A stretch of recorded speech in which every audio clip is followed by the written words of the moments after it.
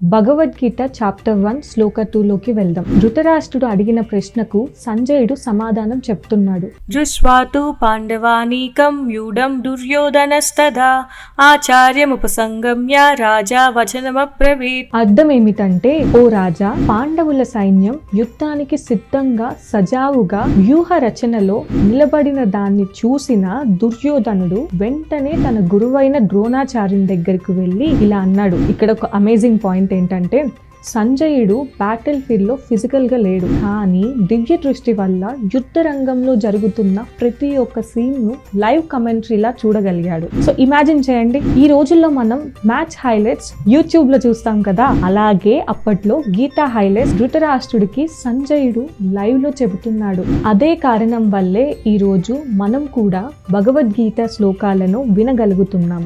మరి దుర్యోధనుడు ద్రోణాచార్యుడికి ఏమన్నాడు, అది మనం నెక్స్ట్ వీడియోలో తెలుసుకుందాం.